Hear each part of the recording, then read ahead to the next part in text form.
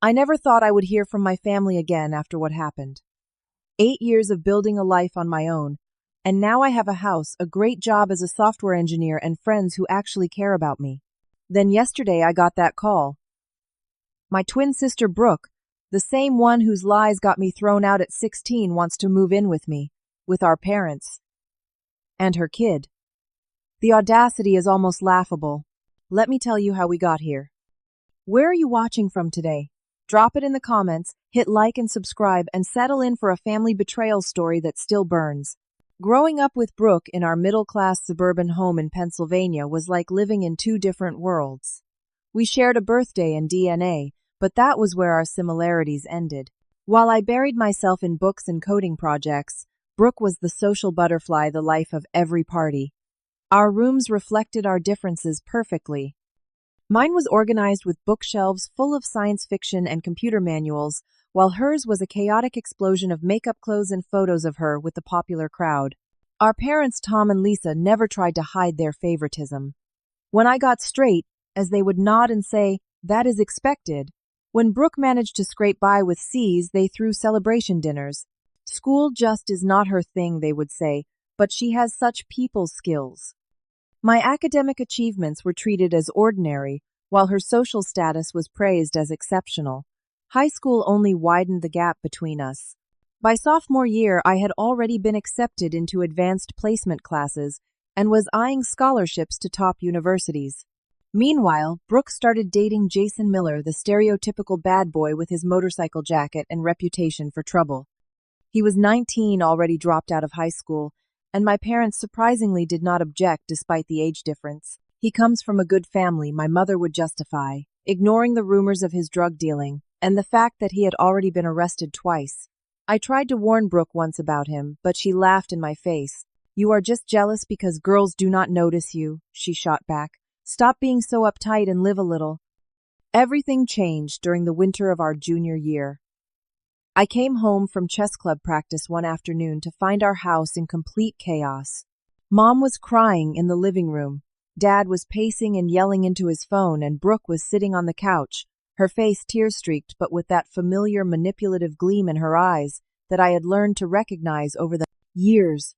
"What is going on?" I asked, dropping my backpack by the door. Mom looked up, and the hatred in her eyes shocked me. "How could you keep this from us?" "Your own sister." I stood there confused until Dad hung up the phone and turned to me. "Brooke is pregnant. 4 months along. She says you have known for weeks and told her to hide it from us." The accusation hit me like a physical blow. "What? That is not true. I had no idea." Brooke sniffled dramatically. "Do not lie. I told you right after I found out. You said Mom and Dad would freak out and that I should wait to tell them. You said they might kick me out." I was speechless. This was the first I had heard of any pregnancy, yet here was my twin. The person who shared a womb with me lying to my face with such conviction that even I almost questioned my own reality for a second. "That is absolutely not true," I said, my voice shaking. "I am hearing about this for the first time right now." "Brooke, why would you say that?" "See?" Brooke turned to our parents. "He is going to deny it now to save himself. He always does this, makes me look bad to protect himself." The next few hours were a nightmare of accusations. No matter what I said, my parents sided with Brooke. They believed every word out of her mouth without question, despite years of catching her in lies. When I pointed out her history of manipulation, they accused me of trying to deflect blame. "We need to think about what is best for Brooke and the baby now," my father finally said, after hours of arguing. The way he looked at me made my blood run cold. "I think it would be better if you were not here for a while." "What does that mean?" I asked, although I already knew. "You are a bad influence on your sister," my mother said, her voice hard with a finality that scared me. "She needs stability and support right now, not someone who encourages her to hide things and make poor decisions." "You cannot be serious," I said, looking from one parent to the other. "You are kicking me out because of her lies." "I am 16. My father stood up. "You can pack a bag. Tonight you can stay with a friend, and we will figure out something more permanent tomorrow." "Where am I supposed to go?" I asked, panic rising in my throat. "That is not our problem right now," my mother replied. Our priority is Brooke and her baby. I looked at Brooke, who had the decency to at least look down at her hands, but I caught the slight upward curve of her mouth. She had won, as she always did. With shaking hands, I packed a backpack with some clothes, my laptop, and a few personal items. My parents watched impassively as if I were a stranger who had overstayed my welcome. Brooke stayed in her room, door closed. With nowhere else to go, I walked to Mr. Harmon's house, my computer science teacher who had always believed in me. When he opened the door and saw me standing there with my backpack, tears streaming down my face despite my best efforts to hold them back, he did not hesitate to let me in.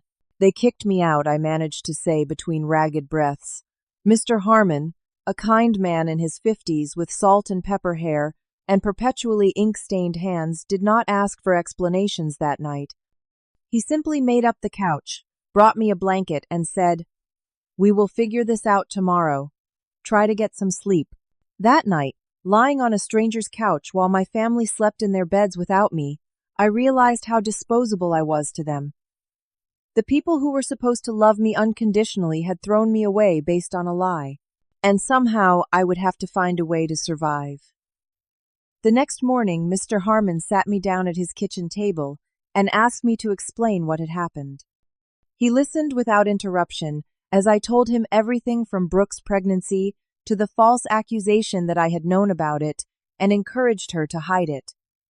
"I believe you," he said simply when I finished. Those 3 words felt like the first real breath I had taken since this nightmare began. "And I have a proposal for you. My basement has a small bedroom that my son used before college. It is yours if you want it, at least until you graduate." I swallowed the lump in my throat. "Why would you do that for me?" "Because I know your potential," he said. "And I am not going to let it go to waste because of a bad situation." That basement room became my sanctuary for the next 6 months. During that time, I threw myself into 2 things: schoolwork and finding jobs. During weekdays, I would go to school, then work evening shifts at a local grocery store. Weekends, I picked up hours at a computer repair shop where I could use my skills and learn new ones. Every dollar I earned went into a savings account Mr. Harmon helped me open. "This is your future fund," he told me.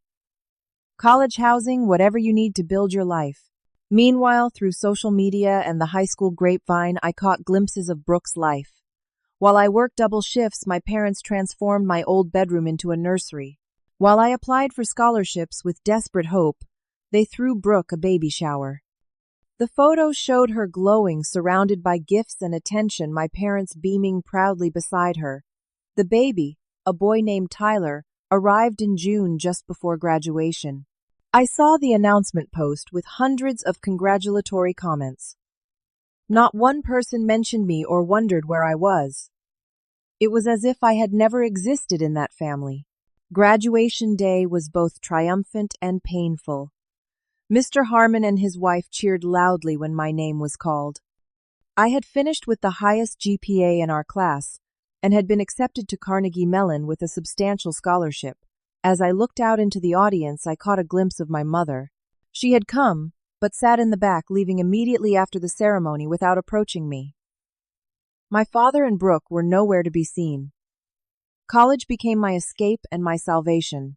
I had won enough scholarships to cover most of tuition, but living expenses meant working throughout my time there. I took a job in the university IT department, picked up freelance coding projects, and during summers, I interned at tech companies. The first year was the hardest. There were nights I would lie awake in my dorm room listening to my roommate talk about weekend plans with his family, and the loneliness would feel like a physical weight on my chest. I tried therapy through the university health services, sitting uncomfortably across from a kind woman who helped me name what I was feeling. Abandonment, betrayal, grief for the family I had lost. "You are mourning," she told me. "Not just your family, but the idea of what family should be." Slowly, I built a new life. I made friends who became the family I chose, people who valued me for who I was. There was Eric, my study partner, who later became my roommate. Amelia, the brilliant computer science major who challenged me intellectually and made me laugh. And Jackson, who taught me to rock climb, and insisted on monthly game nights that gave me the sense of belonging I craved. During my junior year, I landed an internship at a rising tech company in Pittsburgh. My supervisor, impressed with my work, became a mentor who eventually offered me a full-time position after graduation. By 23, I had a stable job, a decent apartment shared with Eric, and a future that looked promising despite its difficult beginnings. At 24, I bought my first house. It was modest, a small 3-bedroom in a quiet neighborhood, but it was mine. The day I signed the papers, I stood alone in the empty living room and cried. These were not tears of sadness, but of vindication. The 16-year-old boy who had been thrown away had built something for himself. Throughout these years, there were occasional attempts at reconciliation, mostly from extended family. An aunt would call to say my parents asked about me. A cousin would mention that Brooke was doing well, that Tyler was growing up so fast. These messages always carried the same subtext that I should be the bigger person, that I should forgive and forget. I tried once during my second year of college. I called home on Christmas, swallowing my pride and hurt. My father answered, his voice stiff and formal. "We are about to have dinner," he said when I asked how they were. "Can I call you back later?" He never did. After that, I stopped trying. I blocked family members on social media who only served as painful reminders of what I had lost. I focused on building my career and nurturing the relationships that actually added value to my life. I went to therapy more consistently, working through the complex emotions of being the family scapegoat. 7 years passed without direct contact with my immediate family. 7 years of holidays spent with friends, of birthdays celebrated without the people who gave me life. 7 years of healing, growing, and becoming someone I was proud to be. And then, on an ordinary Tuesday evening, as I was making dinner in my kitchen, my phone rang with a number I still knew by heart despite the years of silence. Brooke was calling after all this time, and I had no idea that answering would throw my carefully constructed life into chaos once again. I stared at my phone for 5 rings before answering. My hand was shaking. "Hello," I said, trying to keep my voice neutral. "Hi," came the familiar voice, slightly deeper than I remembered, but unmistakably Brooke. "It has been a long time," an understatement of epic proportions. 7 years, 4 months, I replied. "What do you want, Brooke?" There was a pause then, a practiced sigh that I recognized from our childhood. It was the sound Brooke made right before asking for something she knew she should not have. "I need to talk to you about something important," she said. "A lot has happened." "I am sure it has," I replied, keeping my tone even. "But that does not answer my question." "What do you want?" Another pause. "Things have gotten really bad at home. Mom and Dad, they lost the house." This was news. Our parents had been financially comfortable, or so I had thought. "What happened?" "The economy bad, investments, medical bills," she said vaguely. And then Jason came back. Jason, the father of her child, the bad boy who had disappeared shortly after Tyler was born. "Go on," I said. "He said he had changed, that he wanted to be part of Tyler's life. Mom and Dad were against it, but I thought, everyone deserves a second chance, right?" Her voice cracked slightly. "He moved in with us for a few months, then cleaned out our bank accounts and disappeared again. Took nearly $40,000. Despite everything, I felt a twinge of sympathy. Being conned was a terrible feeling, one I knew too well from my own family. "I am sorry that happened," I said, and I meant it. "But I still do not understand why you are calling me now." "We need a place to stay," she said, the words coming out in a rush. "Just temporarily. We looked at apartments but need first and last month's rent plus security deposit, and we just do not have it right now. Tyler is 8 now, and he needs stability. He has been through so much already." The audacity was breathtaking. After throwing me out after years of silence, they wanted to move into my home. "Let me get this straight," I said slowly. "You, Mom, Dad, and Tyler want to move in with me. The person you all abandoned when he was 16, I know it sounds crazy," Brooke admitted, "but we have nowhere else to go. Family shelters are full, and Mom and Dad are too proud to apply for government assistance. It would just be for a little while until we get back on our feet." My mind was spinning. Part of me wanted to laugh and hang up. Another part, A vindictive part I was not proud of, wanted them to suffer as I had suffered. But a third part, perhaps the part that still remembered being a twin, being part of something, hesitated. I need time to think about this, I finally said. I will call you back. After hanging up, I immediately called Eric, who had remained my closest friend since college. They have some nerve, he said when I finished explaining the situation. After everything they did to you, I know, I agreed. But there is a kid involved, Tyler. He is innocent in all this. That does not mean you have to let them move in, Eric pointed out. You could help with money for an apartment if you want to do something for your nephew.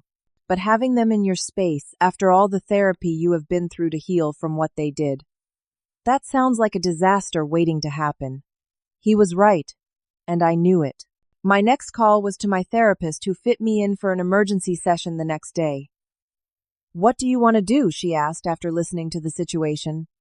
Part of me wants to help, I admitted, but another part is screaming that this is a terrible idea. Both parts are valid, she said. The question is, can you help in a way that maintains your boundaries and protects your well-being? That question stayed with me for days as I considered my options. Finally, I texted Brooke asking to meet in person, just the two of us at a coffee shop halfway between us.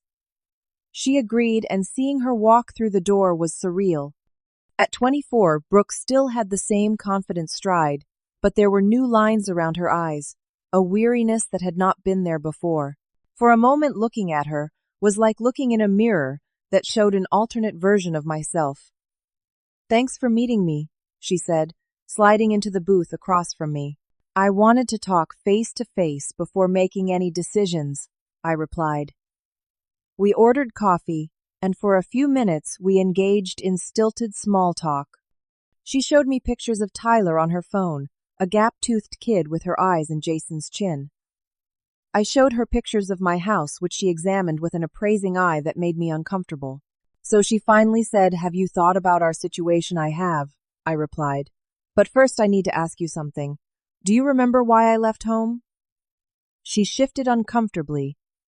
You left because things were complicated with my pregnancy. No, I said firmly. I did not leave. I was kicked out. Because you lied and told Mom and Dad I knew about your pregnancy and encouraged you to hide it. Her eyes darted away. That was a long time ago. We were just kids. We were 16, I agreed. Old enough to know right from wrong. Old enough that being thrown out of my house nearly destroyed my life. Do you have any idea what happened to me after that night? She shook her head slightly. Not really. Mom and Dad did not talk about it much. I lived in my teacher's basement until graduation, I said. I worked 2 jobs while finishing high school. I put myself through college with scholarships and more work. No one helped me. No one from my family even checked if I was alive. I am sorry, she said. But the words sounded hollow, rehearsed. Are you? I pressed. Because in 8 years this is the first time you have reached out. And it is because you need something from me. Her expression changed then, a flash of the old Brooke breaking through the facade of humility. What do you want me to say, that I ruined your life? Fine, I lied. I was scared and pregnant and did not want them to hate me, so I blamed you. It was wrong. Is that what you want to hear? I want to hear that you understand what you did, I said. That it was not just a mistake or something we can brush under the rug. You chose to sacrifice me to save yourself. And you have done so well for yourself, she said, gesturing around as if my success was an affront. Look at you with your tech job and your house, while we lost everything. And there it was, the entitled attitude that had not changed a bit. In her mind, my success was somehow unfair, while her failure was someone else's fault. I did well because I had no choice, I said quietly. I worked harder than you can imagine because I had nothing and no one. Tears filled her eyes, but I recognized them as the same tactical tears she had used since we were children. So you are not going to help us? Your own family? What about Tyler? He is your nephew. I never said I would not help, I clarified. But you moving into my home is not going to happen. I will pay for 3 months of rent and security deposit for an apartment. I will also set up a college fund for Tyler. But we will not live together. The tears dried up, immediately replaced by anger. That is it, money. We need more than that. We need a place to stay while we look for jobs and get back on our feet. The money comes with conditions, I continued, as if she had not spoken. You and our parents will need to attend family counseling if you want any further help from me after the 3 months. And you will respect my boundaries without guilt trips or manipulation. This is so typical, she spat. You always thought you were better than us. More moral, more righteous. No, I said, standing up. I just learned to value myself when no one else did. The offer stands. Take it or leave it. As I walked out of that coffee shop, I felt a weight lifting that I had not even realized I was carrying. For the first time since being thrown out at 16, I had stood my ground with my family and refused to be manipulated by guilt or obligation.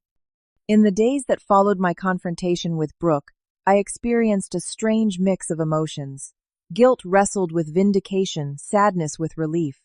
Part of me still wondered if I had made the right choice. I called Brooke 3 days later to see if they had decided to accept my offer.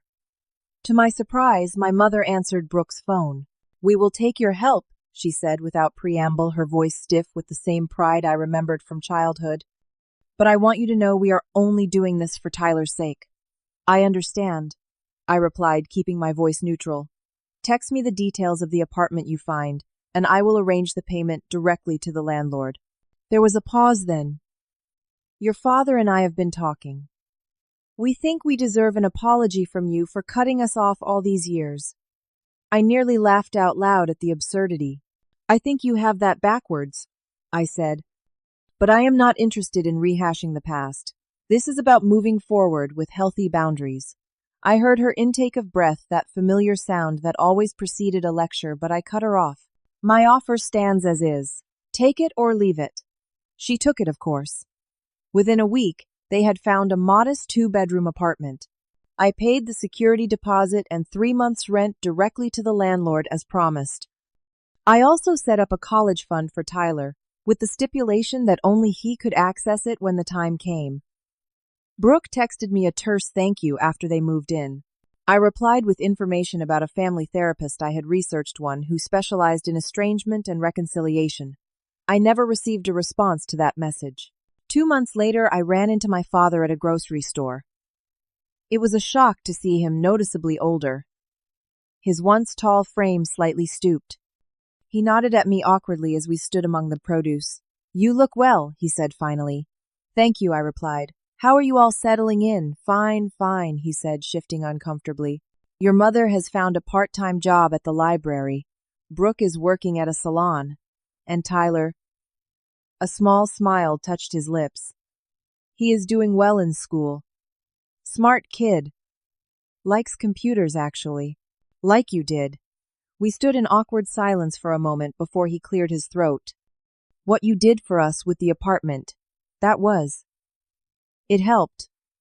It was as close to gratitude as I was likely to get. I am glad, I said simply. As we parted ways, he hesitated, then said, Maybe someday you could come by, meet Tyler properly. It was not an apology. It was not even really an olive branch. But it was something, a tiny crack in the wall that had stood between us for 8 years. Maybe someday, I agreed. Over the following months, there were small points of contact. A text message with a photo of Tyler's science fair project about computers. A brief call when my mother wanted to let me know they had found longer-term housing. They never took me up on the offer of family therapy, but the sharp edges of our estrangement began to soften slightly. I continued my own therapy, working through the complex emotions that came with maintaining boundaries, while allowing for the possibility of a limited relationship. My therapist helped me understand that forgiveness did not mean forgetting or allowing people to hurt me again. Forgiveness is for you, she reminded me. It is about releasing the hold that anger has on your life. It does not mean you have to welcome toxic people back into your inner circle. That wisdom guided me as I navigated this new territory. I sent birthday gifts to Tyler and occasionally met him and Brooke for ice cream. I exchanged polite text messages with my parents on holidays. But I maintained the boundaries that protected the life and peace I had worked so hard to build. The truth I came to understand was that family is not just about blood. Family is about who stands by you when you have nothing, who believes in you when you stop believing in yourself. Mr. Harmon was family. Eric and my close friends were family. The relationships that nourished me, rather than drained me, those were my true family connections. The 16-year-old boy who was kicked out with nothing but a backpack had built not just a career and a home, but a life rich with genuine relationships. The pain of that betrayal had forged in me a strength and self-reliance I might never have discovered otherwise. If you have ever been the family scapegoat or the one who was cast aside, know that your worth is not determined by those who failed to see your value. Your life can be rebuilt on your own terms. Boundaries are not walls meant to punish others. They are fences that protect the garden you have worked so hard to grow. Have you ever had to set difficult boundaries with family members who hurt you? Share your experience in the comments below. And if this story resonated with you, please like, subscribe, and share it with someone who might need to hear that they too can rise from betrayal and build a beautiful life. Thank you for listening to my story. And remember, the family you choose can be the greatest gift you give yourself.